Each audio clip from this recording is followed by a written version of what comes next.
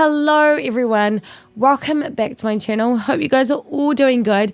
Now today's video is a requested one, and this request is quite, it stuck out to me because when we think of empaths or highly sensitive people or NFs in general, we tend to think that they're the kinds of people who know relationships well. They are so self-aware and want to be the absolute best in their relationship for themselves and their partner. So it's hard to kind of fault people who have really strong empathy levels when it comes to relationships. Despite this, however, empaths, highly sensitive people, NFs, etc. are not exempt from being human, really. So that means from time to time, their behavior could become toxic or it could start initiating some kind of problem. Now, these points that I'm going to be talking about aren't toxic inherently at all. However, too much emphasis in them or too much overuse of them could become a problem later on down the track, not just for their partner but also for themselves. So in this video I won't be talking about the average everyday toxic behaviors that you see in relationships. However, I will be focusing on certain characteristics of our personalities utilized in a negative way or in a way that may become negative. Oh my god, the flippin' window. So before we begin, had to shut that damn window. It's gonna drive me nuts. So before we begin this video, I just want to mention that at the end of this video, I have created a new section, if you will, called Feature an INFP. And in Feature an INFP, I will basically be plugging one of you subscribers, letting the world know about who you are, your talents, your passions, because I believe it's important for me to be able to utilize my channel in order to lift you guys all up. So stay tuned for that coming right at the end of this video. But without further ado, let's begin this kind of list of certain behaviors. So the first thing that we kind of need to understand when it comes to figuring out certain characteristics and behaviors in ourselves that could potentially become negative or can already be toxic is we have to first understand what our attachment style is. And the reason we do this is because our attachment style can tell a lot about why and how we have become the way that we have become. Now, of course, in attachment theory, it starts off in early childhood, how our parents parented us, how we received and expressed love, whether that love was even there. And of course, nobody's upbringing was perfect, and there's always going to be some kind of issue that we will take in our early childhood. But our attachment styles can tell us a lot about how we project ourselves onto other people, and more specifically, how we project our insecurities onto other people, because this not only hurts the people in our lives. If we're insecure and we project that onto others, that in turn will come around and hurt us as well. So it's so important to understand the roots of where all this comes from. So about 50% of the population have a secure attachment. So they're essentially confident in love, confident in themselves. And there are two other attachment styles, anxious attachment and avoidant attachment. Now, many of you, I could probably assume, would have either an anxious attachment or an avoidant attachment. Many of you will have a secure attachment as well. You might not be able to relate to all of these points, and that's absolutely fine. But we're just going to look a little bit into both the anxious and avoidant attachments. So a person who has an anxious attachment tends to overthink a whole lot. They worry so much about how their partner perceives them, and all they really want to do is the right thing by their partner so that essentially their partner stays with them and their partner values them. Anxious attached people tend to really idealize their partners and their relationships, and they hold on so much to certain aspects of their relationship and can take things really personally. They may often appear quite codependent on their partner, and they expect their partner to give them this kind of security that they can't give themselves. When the anxious person may question their partner's behaviors or feelings within the relationship, that's when the anxious person may become a little bit more clingy and become fearful that their partner's going to leave them. And this often becomes quite self-fulfilling prophecy. So the avoidance style is where a person will not let their guard down in fear of being hurt. They usually avoid relationships altogether and will often push people away when they feel that people are getting too close. Often, if someone does become close to that avoidant person, they will end up sabotaging that relationship with them by distancing themselves way too much, so that the person that is getting close to them questions how much that avoidant person actually values them. The reason why avoidant people do this is because, as I said, they have so much fear in being burnt and hurt again. In many instances, they don't consciously push people away, but many times they do this unconsciously as a survival tactic. Even though as empaths and highly sensitive people, etc., we are empathetic, gentle, sensitive, caring kinds of folk, that despite that, through our attachment styles, we can project certain insecurities or certain behaviors, which of course could become negative if they are overused or used in a way which does not serve us or the people around us. Now, I was talking to one of my subs actually about this kind of thing. You know who you are. We were talking about like codependency and everything, and it sparked for me this aspect of this video, so attachment styles, because I said, look, you know what, I am kind of a codependent kind of person. I do have an anxious attachment, and I found that very interesting, and I definitely find that our attachment styles certainly play probably the biggest part in how we are in relationships, and it can of course make or break our relationships. So it's so important to understand. So let's move on to the first characteristic of our behavior. So the first one is idealism. Now, of course, we are idealistic kinds of people. We put ourselves on a pedestal. We put other people on a pedestal. We put our relationships on a pedestal. We expect so much from them because we in turn feel like we either A, give everything we've got into our relationship, or we B, expect the world of ourselves. We expect ourselves to give as much as we possibly can into our relationship, whether that be romantic relationships or friendships and relationships with other people that we highly value. Because of this idealism, we expect other people to be this way inclined as well.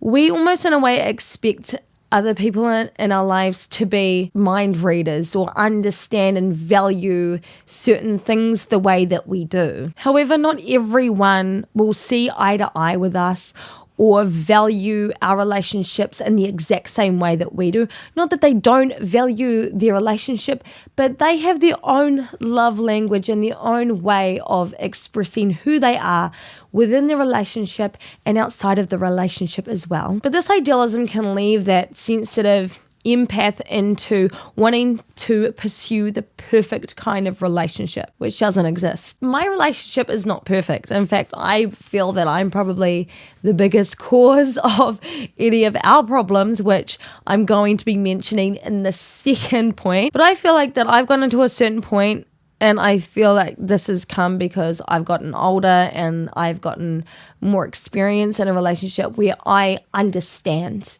what relationships are. I understand what two people coming together are like in order to become a team and to tackle the world together. And that in itself is really imperfect. Humans in themselves are deeply imperfect, and of course our relationships are going to be that way. We are going to be constantly coming up to certain challenges where we question ourselves and our partner and how we are in a relationship together. So we have to let go of that perfectionism and that idealism. We have to let go of putting our partners on a pedestal and expecting the absolute world from them. There is no such thing as the perfect relationship. There is, however, such thing as a relationship that can teach us important lessons in our lives for us to learn so that we can become better, that we can learn how to love better. So the next one on the list is altruism. Now, altruism is a fantastic quality because it shows such a genuine part of what being a human being means. Altruism is incredibly humbling. Altruism is the part of empaths that make up what being an empath is all about. Caring about others so much that depending on who it is, you jump in front of a bullet for them. That's altruism. And that is such an admirable quality within a relationship, because when it comes to relationships, it's about meeting the other person's needs and having that other person meet your needs. Altruism is about making sacrifices. It's about sacrificing our own selfishness for the other person. And that is what is so beautiful about empaths, about highly sensitive people, about NFs, is that they care so deeply about others that they often make certain sacrifices of themselves in order to meet the other person's needs. And as I said, this is an admirable quality. However, it can be utilized too much. You can overuse it. And this is where altruism may become a problem. People who are altruistic can be way too hard on themselves. Too much use of altruism can lead to that person blaming themselves for bad things that happen in the relationship or certain arguments or conflicts that happen in the relationship. When we are too altruistic, we end up pointing the finger at ourselves. We end up blaming ourselves, always thinking we can just be that much better. And by doing so, we forget to look at the qualities of ourselves that are so beautiful and the qualities that we do bring into the relationship to make that other person feel so loved, feel respected, and feel admired. Many times being too altruistic means that we make too many sacrifices on behalf of our partner. And this goes back to when I mentioned that I had that conversation with one of my subscribers about codependency. It's about having your own life. It's about having three things in balance: our family life, if you have children, our relationship, and our independence. If we spend too much time and too much energy putting the other person before us all of the time, we are forgetting to nurture ourselves, and we are forgetting to acknowledge that part of ourselves that makes us beautiful human beings. Yeah, you might have some anger issues, or you might be able to poke holes in your behavior in your relationship, but the problem is when we focus way too much on those perceived faults that we forget to address the parts that are good about us, the good parts that we bring into the relationship. Not only is this a problem for ourselves and our partner, but it can also lead to martyrdom. We can end up perceiving ourselves as the victim in the relationship and a victim in life. It can lead to becoming unhealthy because we spend way too much time focusing on the negative aspect of ourselves that it ends up becoming a self-fulfilling prophecy. We end up pushing our partner away because we are projecting our certain insecurities into the relationship and onto our partner. As I said, it is about creating that balance between our individual lives and our relationships.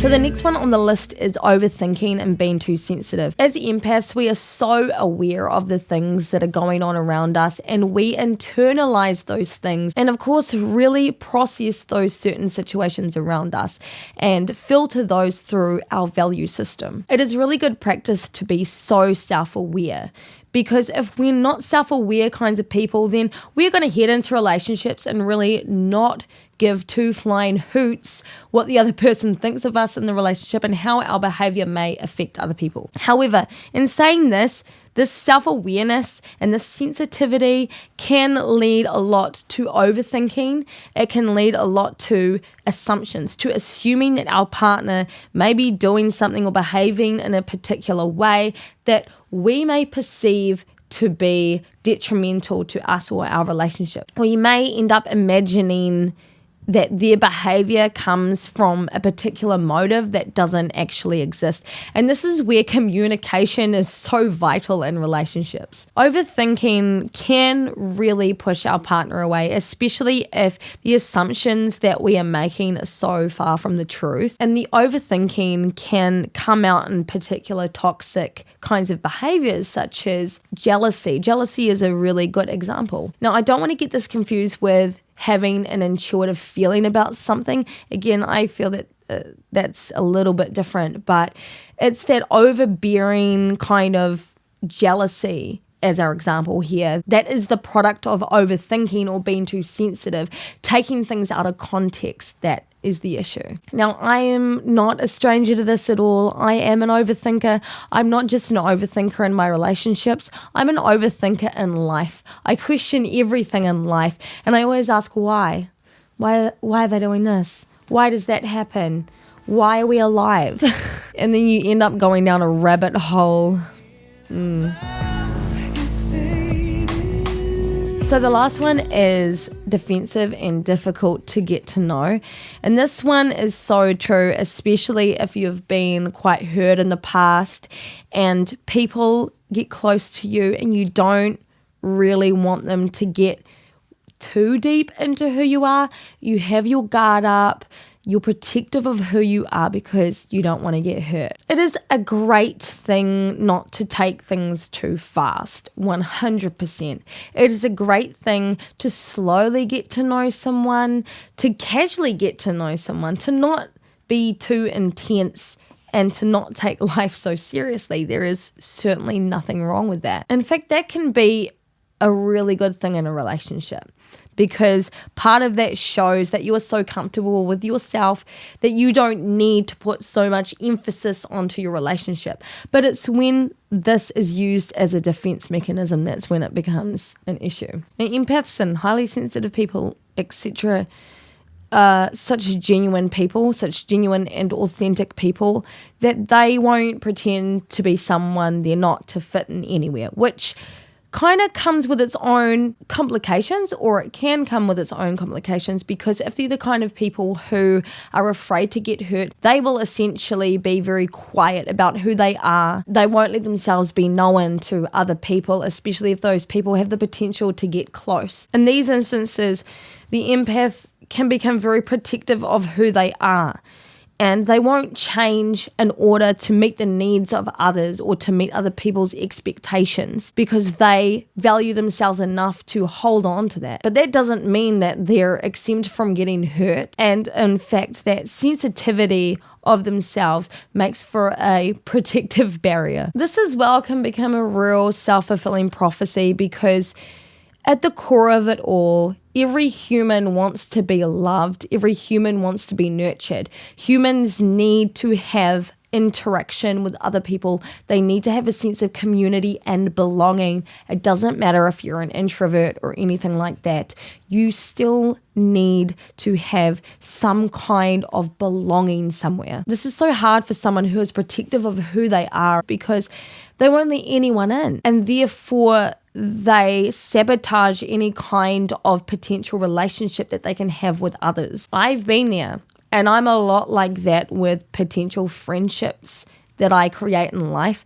I've been so hurt in the past that, I say a lot that I won't change to just please other people, and that if people want to see me, they will. If they don't want to see me, well, then that's fine, whatever. But a lot of that is a self-defense mechanism. I have been hurt in the past, and as a result, I put my guard up. I don't particularly feel that that is the healthiest behavior that I can emit, and at the same time, a healthy dose of that's fine, because I'm so staunchly myself and I won't change who I am just to fit the agenda of other people. That's a great quality, but it's where it's used as a defense mechanism that's when it becomes, or could become, an issue. So can you guys relate to any of these points? If you do, put a comment in the comment section below. I would love to hear your perspective on this and extra things you might be able to add to the list. But now it's time to get on to feature an INFP. Now, I will be making a special animation for this. I have a friend who will do that. So just forgive the lack of production in this part. We will get there. This is all a trial and error. So today's feature is a progressive rock band hailing out of LA called Ionia. So the band members from Ionia are all musical graduates, and they are due to release their debut album at the end of next year. So stay tuned for this.